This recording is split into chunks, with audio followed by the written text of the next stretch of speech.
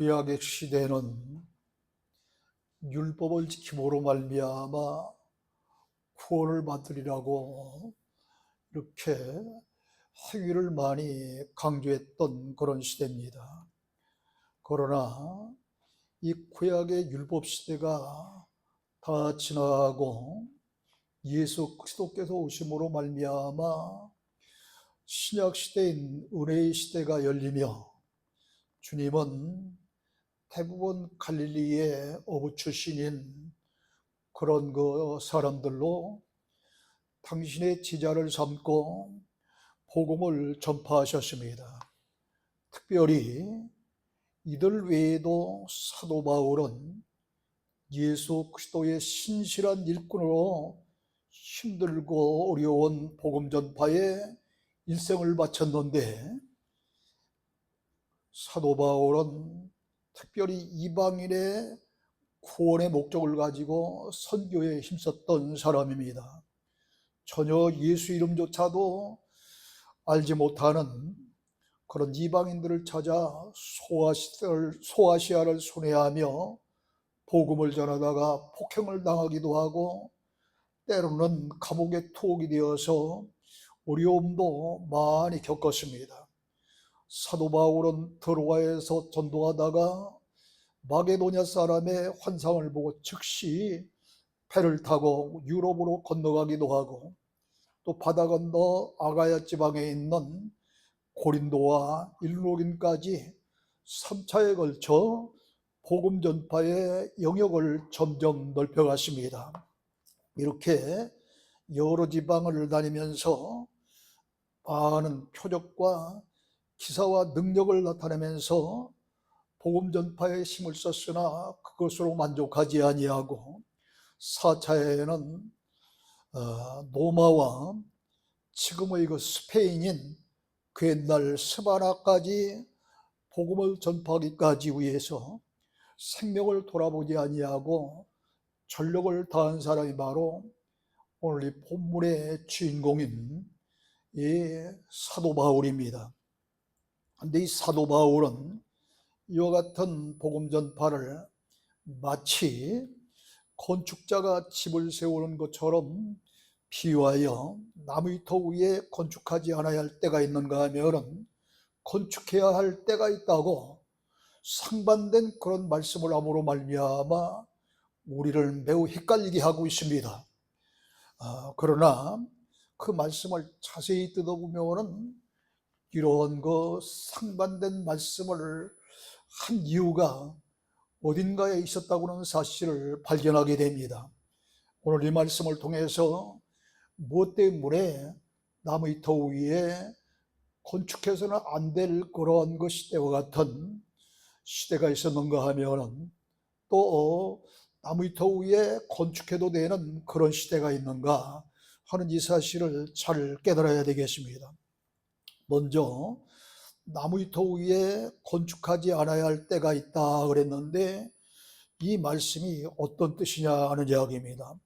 로마서 15장 20절로부터 21절에 보면은 사도 바울은 이사야서 52장 15절에 있는 말씀을 인용하여, 또 내가 그리스도의 이름을 부르는 곳에는 복음을 전하지 않기를 힘썼노니 이는 나무위터 위에 건축하지 아니함이라 그랬습니다.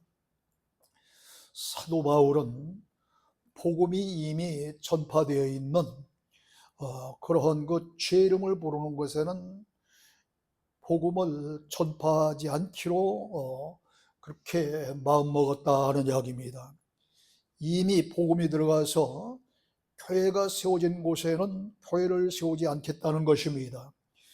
복음을 전파하려면 아직 복음이 들어가지 아니한 그런 곳으로 가서 진리의 말씀을 전해야 한다는 것입니다.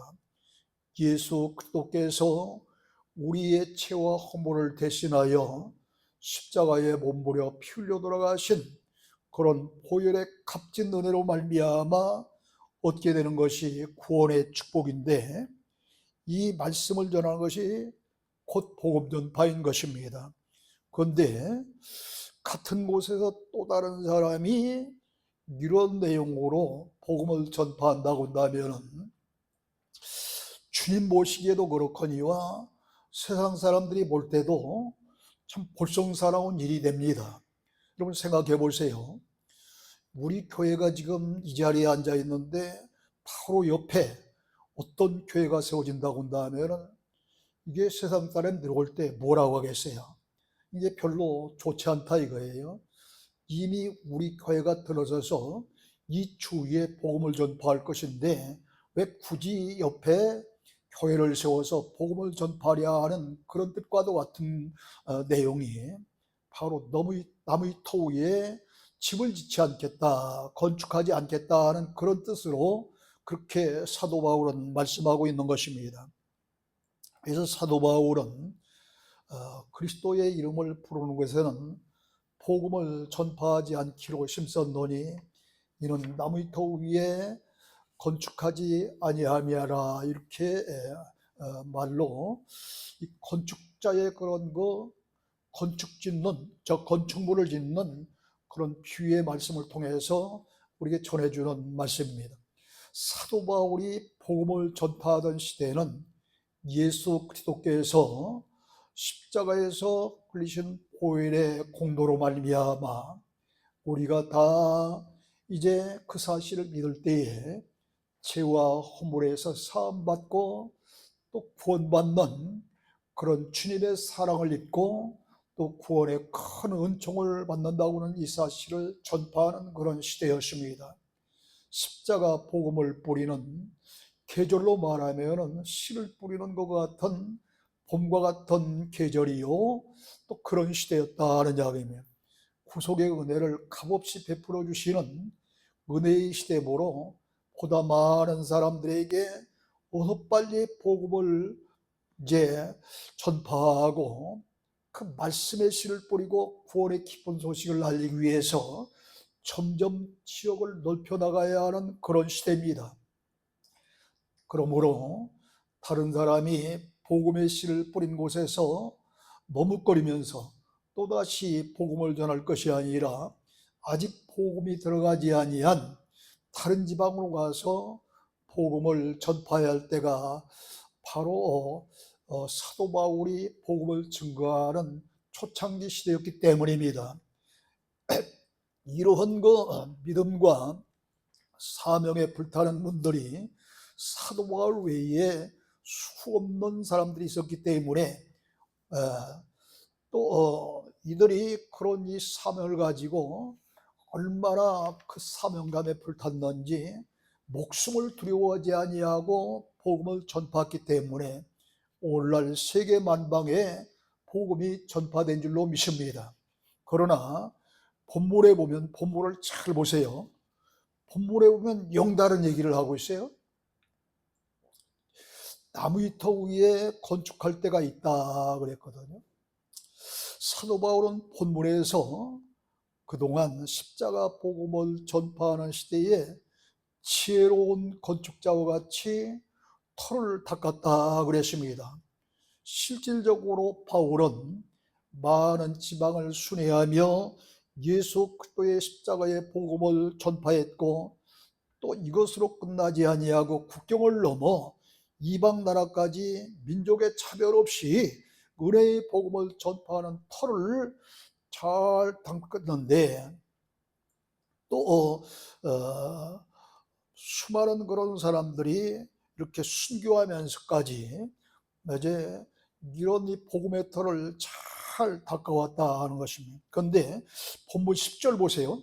10절에 보면 내게 주신 하나님의 은혜를 따라 내가 지혜로운 건축자와 같이 터를 닦아두매 다른 이가 그 위에 세우나 그러나 각각 어떻게 그 위에 세울까 조심하라. 자, 세우지 말라는 것입니까? 아니면 세우라는 것입니까? 이 말씀. 예? 세우지 말라는 거예요? 세우지 말라는 게 아니에요. 세우되 각각 그 위에 이제 어떻게 세울까 조심하라 그런 것이지 세우지 말라는 얘기가 아니에요. 그런데 로마서 15장 20절에는 남이 닦아놓은 터 위에는 건축하지 않겠노라 그랬으니 고린도전서 3장 10절 이하의 말씀과 로마서 15장 20절에 있는 말씀은 전혀 다른 상반된 말씀이에요. 근데 이것도 다른 사람이 한 얘기가 아니라 로마서 15장 20절도 고린도전서 3장 10절도 똑같은 사도 바울이 한 그런 말씀입니다.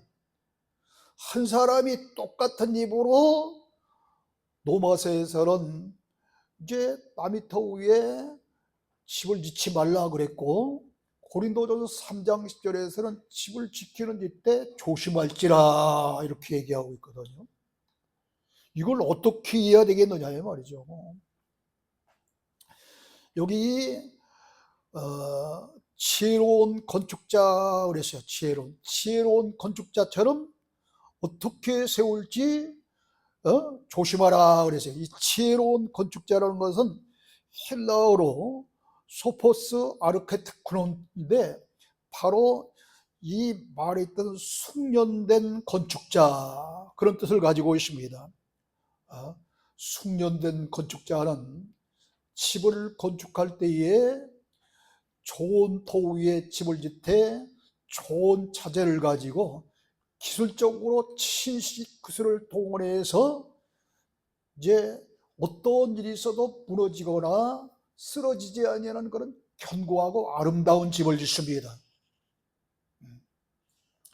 여러분, 이 성전을 문 열고 싹 들어오다 보면 눈 박은 사람은 이 이거 깔아놓은 게 뭐예요? 타일이 쪼개진 것을 발견할 수 있어요. 왜냐하면 여기가 굉장히 처음 와서 이 인테리어를 올 때 보니까 바닥이 굉장히 경사져 가지고서 어떤 데는 얇고 어떤 데는 굉장히 이렇게 깊은 그런 곳이 있더라고요. 그러니까 이 타일을 깔은 그런 그 타일공이 모래를 쫙 깔아놨어요, 여기다. 그러고도 그 위에 타일을 깔고 나니까 수년이 지나고 나니까 모래가 또 들어간 곳도 있고 그대로 있는 곳도 있다 보니까 들어간 곳에 빈틈이 생겨서 저렇게 생긴 거예요. 앞에도 지금 그런 게 나와 있어요. 지난주에 제가 할 수 있는 일인가 하고 손대보려니까 도저히 안 되겠어서 이제 기술자한테 부탁을 해라 하고 지금 주문을 해놨습니다만은, 이렇게 터도 좋은 터야 되고 또 기술자도 잘 만나야 건축업자는 좋은 집을 짓는 것입니다. 그렇기 때문에 이렇게 슬기로운 그런 지혜로운 이 건축업자처럼 조심해서, 모든 일에 조심해서 주도 면밀하게 집을 지으라고 그랬는데, 이 집은 세상 집이 아니라 믿음의 집을 짓는 그러한 그 집이기 때문에 하나님의 뜻을 잘 알고 그 뜻대로 행하는 일꾼으로서 교회의 유일한 터이신 십자가에 못 박혀 이제 돌아가신 예수 그리스도를 증거하는 일에, 바울은 숙련된 건축자처럼 터를 잘 닦았는데 다른 사람이 와서 그 터 위에 집을 건축해도 어떻게 세울 것인가 조심해야 된다는 거예요. 세우지 말라고 하지 않았어요. 다시 말하면 바울이 닦아놓은 터 위에 다른 사람이 집을 건축하는 것을 허용한 거예요, 지금 여기서. 이렇게 로마서 15장 20절에 있는 말씀과 고린도전서 3장 10절에 있는 말씀이 상반된 말씀인데, 이 말씀을 우리들이 어떻게 이해해야 되겠느냐 이 말이죠. 저 이 말씀을 아직까지 들어보지도 못했고 저도 그냥 넘어갔는데, 자세히 보니까 이 상반된 말씀이에요. 자, 바울은 본문 10절에서 지혜로운 건축자같이 터를 닦아 놓았고 자신은 그 위에 집을 짓지 않고 다른 사람에게 어떻게 세울 것인가 조심하라고 간곡히 부탁만 하고 있어요. 지금 이 말씀은 자세히 보면은 사명의 한계가 있음을 보여주는 말씀이에요.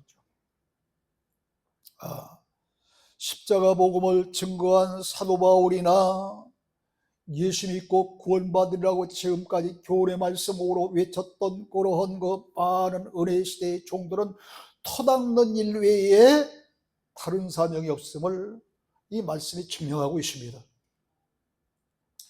본문 고린도전서 3장 이제 10절로부터 15절에 보면은 사도 바울은 자기가 십자가 복음으로 닦아놓은 터 외에는 능히 다른 터를 닦아줄 자가 없으니 터는 예수 그리스도라 그랬어요.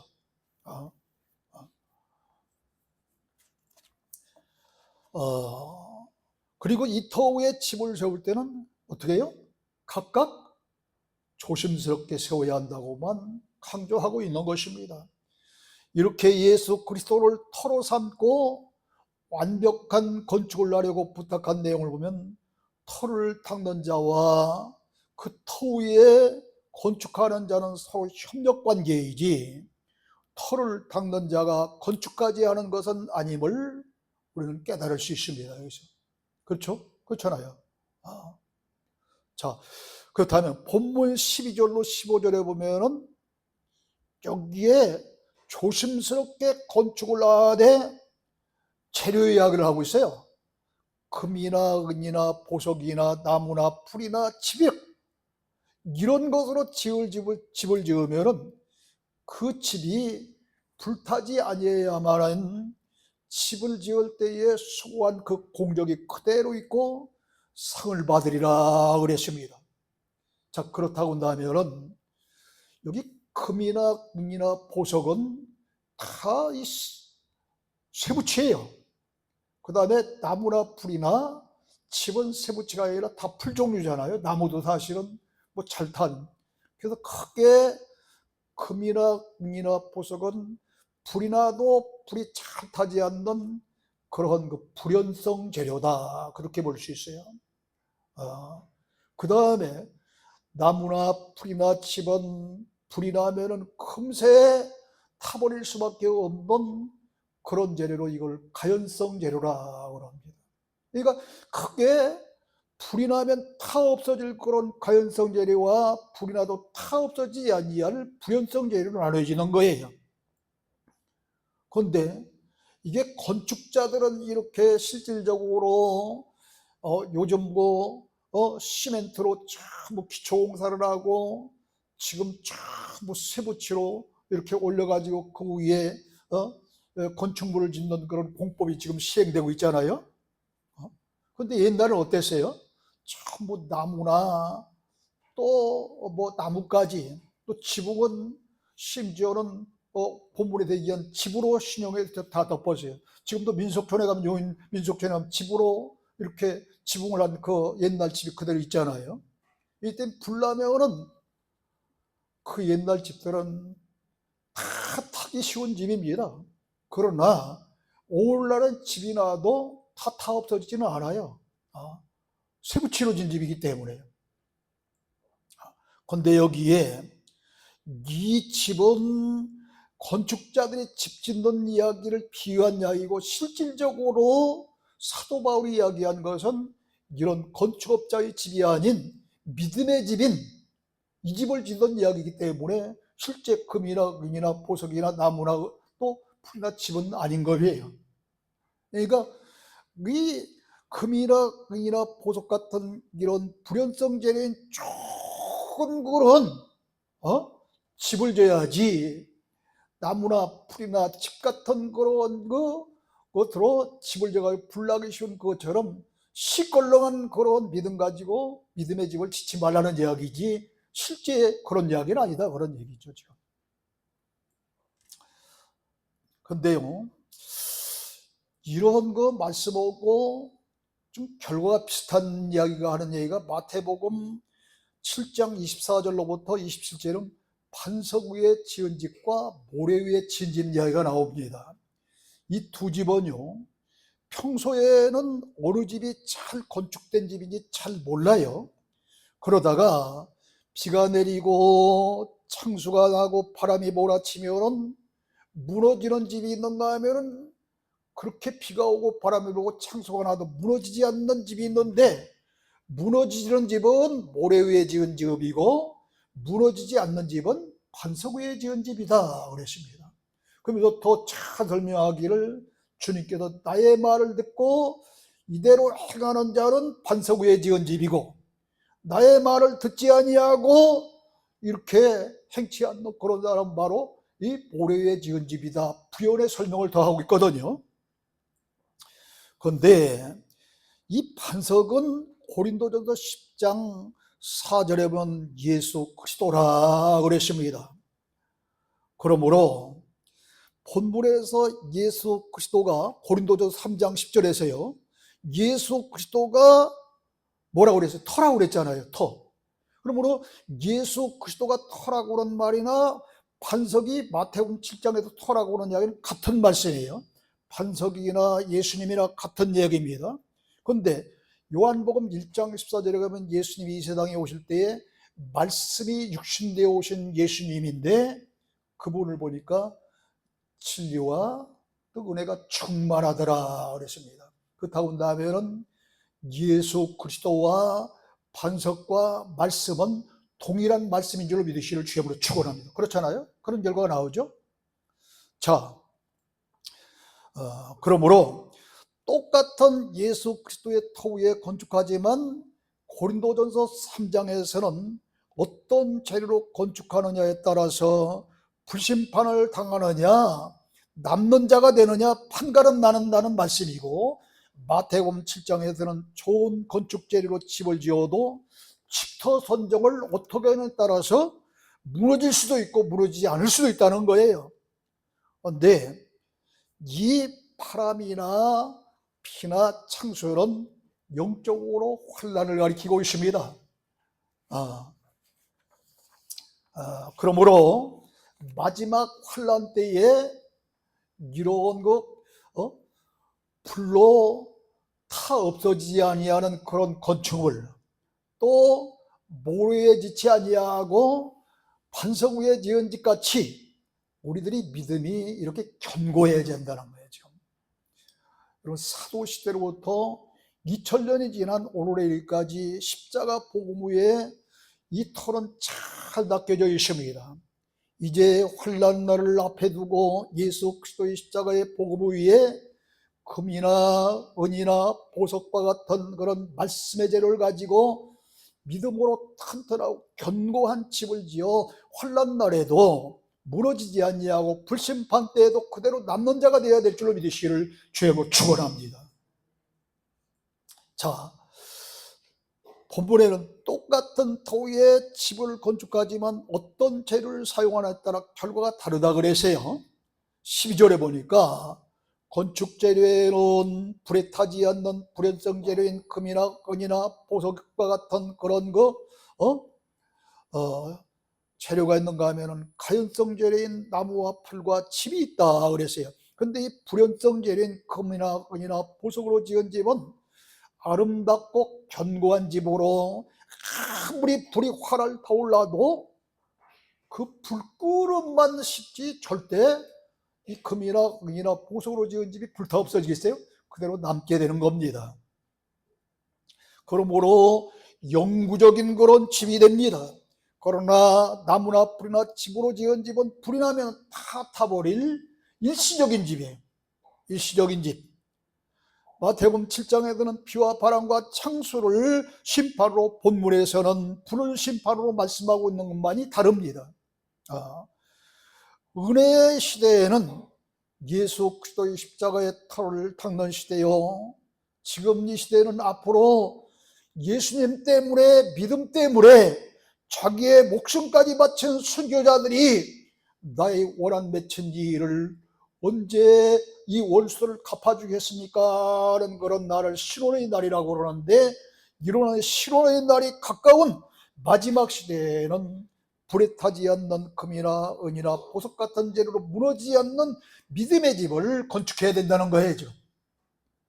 그렇다면은 금이나 은이나 보석과 같은 그러한 가연성 재료와 나무나 풀이나 집 같은 그러한 불연성 재료로 집을 세운다는 말씀이 무엇을 뜻하느냐, 이걸 잘 깨달아야 되겠어요. 불에 타 없어질 그런 이 나무나 풀이나 집을 세우는 자는 인본주의 그런 신앙을 가진 자로 외식적이며 칭찬받는 일, 또 대접받는 일, 뭐 축복이 되고 뭐 이게 무엇이 잘 된다고 그런 거는 좋아하지만은 고난과 시련이 올 때는 자포자기하면서 실심하기도 하고 낙심하기도 하고 편안한 그런 신앙생활을 하려고 그럽니다. 그렇기 때문에 이런 거 평소에 수고한 공적이 있다 할지라도 다 불사없어진다는 그런 비유예요. 그러나 불타지 않는 금이나 은이나 보석 같은 그런 것으로 집을 세우는 자는 신본주의 신앙으로 주님 가신 좁은 길을 선택한 자요, 말씀 위에 굳게 서서 생명까지도 두려워하지 아니하고 맡겨진 사명을 잘 감당한 자인 줄 믿습니다. 그러므로 금은 보석이 불에 타지 않는 것처럼 마지막 불심판 때에 그 공적도 그대로 남아있어서 상급을 받게 된다는 말씀입니다. 본문 14절로 15절에 분명히 불심판의 결과에 따라서 상과 벌이 있음을 말씀하고 있어요.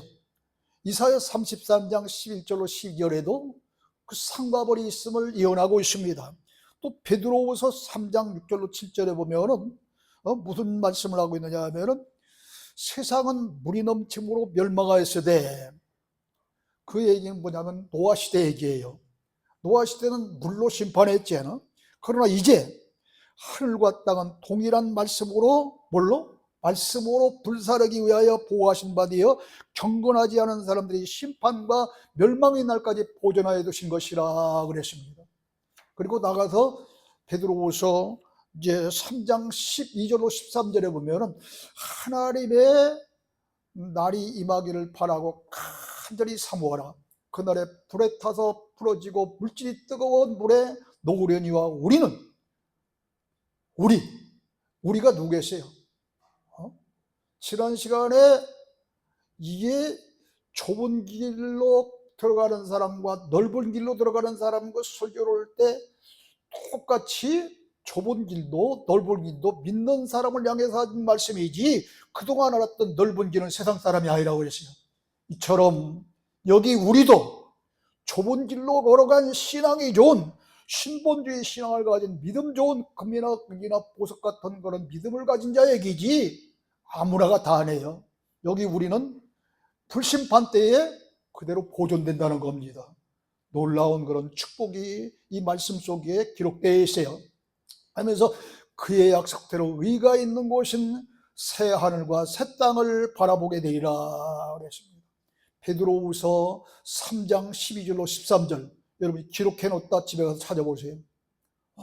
그러니까 새 하늘과 새 땅에 들어갈 그런 성도가 있는가 하면 그렇지 못할 성도가 있다는 거예요. 이들은 불에 타지 않는 불연성제된 금이나 은이나 보석 같은 그런 말씀의 재로 믿음을 지을 그런 건축자들입니다. 왜냐? 여러분, 세상에 불타 없어지지 아니할 건축 재료가 금이나 은이나 보석 외에 뭐가 있어요? 없어요. 또 다른 어떤 것도 마찬가지예요. 그런데 이 금이나 은이나 보석은 실제 세상 집을 짓는데 재료이지 믿음의 집을 짓는 재료는 아니라고 그래서 비유지. 그렇다고 한다면은 그 불에 타지 아니할 것이 무엇이겠느냐. 이사야서 40장 8절은 풀은 마르고 꽃은 시드나 우리 하나님의 말씀은 영원히 서리라 영원하리라 하는 이야기. 말씀만이 영원하리라 그랬습니다. 하나님의 말씀만이.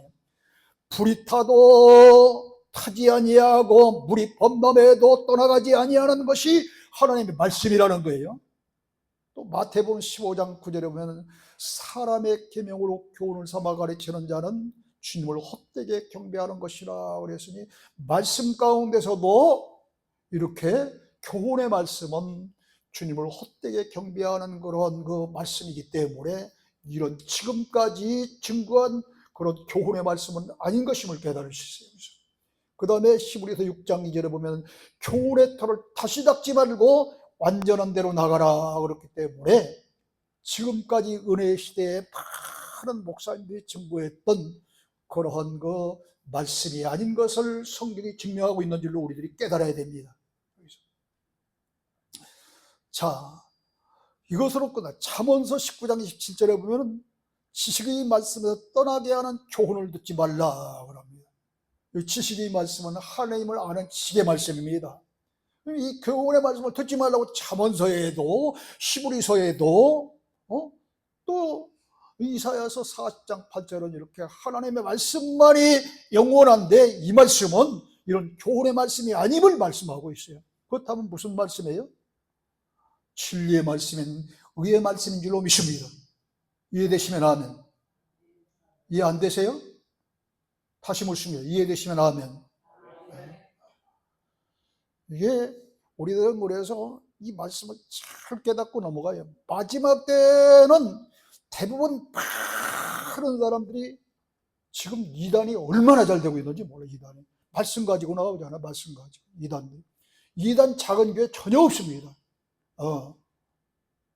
다 그들이 말씀 가지고 나오기 때문에 그들과 싸워 이겨야 되고, 거기 가서 하나님의 귀한 말씀을 그곳 가는 게, 그를 만나서도 또 지금까지 잘못된 신앙으로 살아가는 사람들에게 이런 믿음의 집을 다시 짓는 것이 나무터 위에 집 짓는 일이에요. 지금 이 시대가 다른 거예요. 지금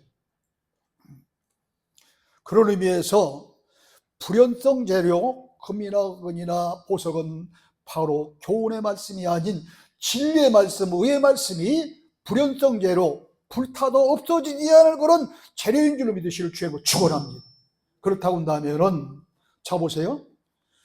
이 말씀을 가르치는 사람이 누구예요? 목회자입니다. 근데 목회자는 이 말씀을 가르치는 자인 거로 이 재료를 공급하는 자예요. 그렇죠? 그 다음에 말씀을 받는 여러분은 믿음의 집을 짓는 사람이기 때문에 여러분이 말씀을 받아서 조심스럽게 집을 지어야 될 건축자인 줄로 믿습니다. 여러분이. 사랑하는 성도 여러분, 우리가 그리스도의 터 위에 어떤 재료로 믿음의 집을 지어야 하겠는가? 나무나 불이나 집으로 집을 지은 사람은 불에 타서 공적을 나타낼 줄 모르고 편하고 쉽게 집을 지으려고 했기 때문에 구원은 받되 불 가운데 구원받는다 그랬으니, 육은 불에 타 없어질 것이요 영만 구원받는 그런 사람이 될 것입니다. 그러나 금이나 은이나 보석 같은 말씀의 재료로 믿음의 집을 짓는 사람은 불에 타지 아니하는 그런 영육이 구원받는 놀라운 그런 축복이 임할 줄로 믿습니다. 그래서 영육구원을 받을 사람이 있고 영만 구원받을 사람이 따로 있다는 거예요. 성경은 그렇게 말합니다. 로마서 15장 20절에 남의 터 위에 건축하지 않는 시대는 그러기에 은혜의 시대고, 고린도전서 3장 10절로 15절에 또 마태복음 7장 24절로 27절에 있는 이 말씀은 신혼의 난, 곧 마지막 시대가 다가오고 있는, 불심판이 다가오고 있는 환난의 날에 구원받을 자에 대해서 말씀한 이 시대를 얘기하는 겁니다. 지금. 그러므로 우리 모두 히브리서 5장 14절 말씀대로 진리의 말씀인 의의 말씀을 잘 깨닫고 깨달아서 선악을 분별하여 열심히 주의 일에 최선을 다하는 성도의 본이 돼서 건축자로 말하면 금이나 은이나 보석으로 집을 지은 사람같이 마지막 불심판 때에 여러분도 또 여러분의 공적도 불타지 아니하고 구원받되 이제 공적까지 그대로 남아서 상급받고 구원받는 여러분 다 되시기를 주의 이름으로 축원합니다. 하나님 아버지 은혜를 감사합니다. 오늘 이 시간